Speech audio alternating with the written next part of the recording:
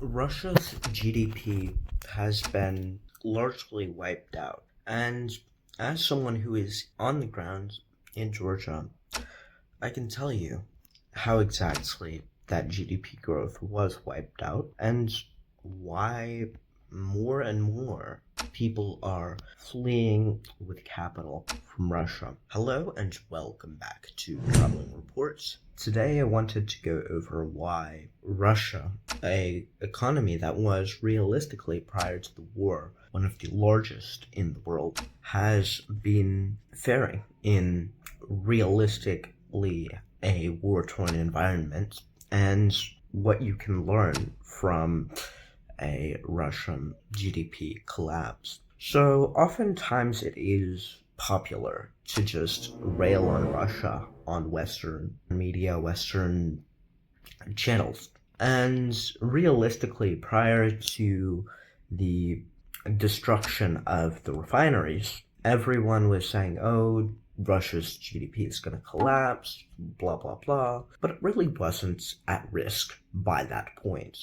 Russia has always had this ideation that they can evade sanctions, and realistically they've shown that they can evade sanctions.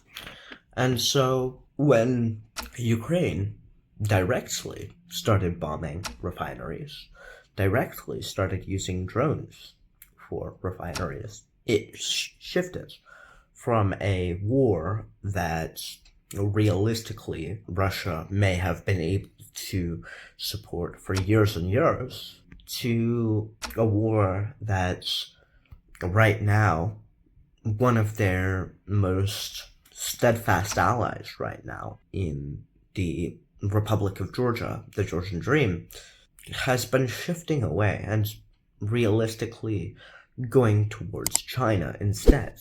And so you get what is in essence a very unique situation where people in Georgia are shifting towards China, or at least the government is. The people themselves are not necessarily pro-China, but you get less funding from Russia, less remittances from Russia. Remittances are down 65% in Georgia right now. 65%. That's wild. And realistically, with everything that's going on and all of the GDP that is being utilized for this war, you'd think that Russia is somehow in an economic miracle because of all of the GDP growth that has been happening. However, that's not necessarily the case, as real GDP growth is probably negative. The economy has been largely using death benefits to grow, which, of course, death benefits are starting to not be paid, and death benefits are starting to dry up. And once you have that happening all at once, it does seem like there's not much going back for Russia.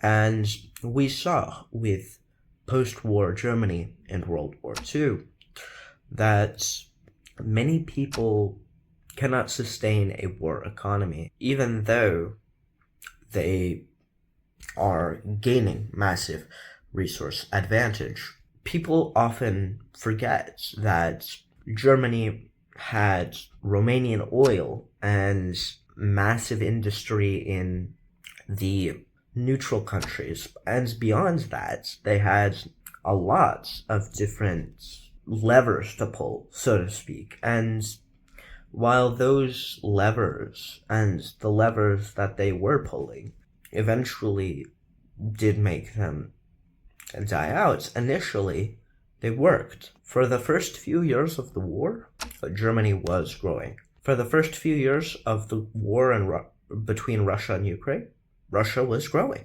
Their GDP was growing. How they interacted with the world was largely because it was working. And now you see that the cracks are starting to form as there's negotiations being floated by the Kremlin. Of course, because they have removed any authority and any trust that they once may have had with Trump, I don't believe that there will be any potential negotiated settlements anytime soon, as right now at least, Ukraine is not doing too poorly on the grounds. And in the last 3 years, they've actually lost land. Russia has lost land because they blitzkrieged and then couldn't even capture a lot of the smaller cities like Avdiivka. And of course, staying here in Georgia, I see exactly how the Russian money is drying up. Because, for better or for worse, the Russians typically spend in former Soviet economies. And this creates a unique situation here in Georgia where you get a lot more of the storm before the real storm in the native country.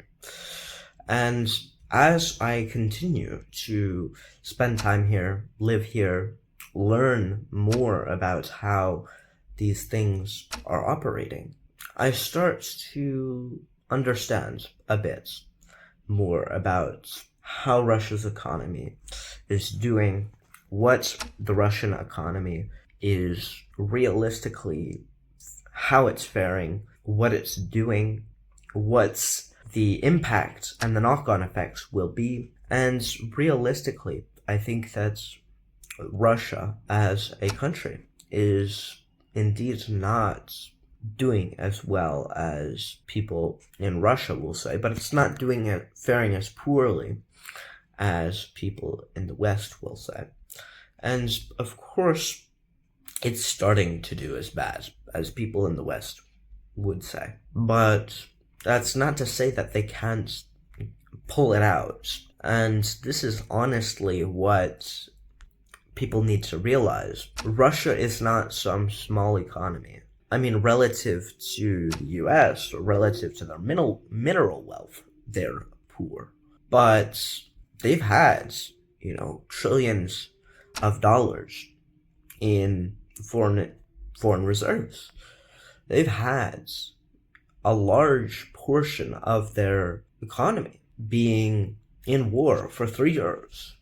They're not a small economy. And I think that once people start to wake up to that reality, they'll start to realize that Ukraine can still win, but it's not going to be a quick war. Anyway, if you are looking for a way to protect yourself against these trying times and against the potential of new wars and geopolitical strife, feel free to contact me on the consulting link down below. There's a Calendly link that will give you 15 minutes, absolutely free of charge. If you liked the video, feel free to like it. If you really liked the video, feel free to share it with your friends.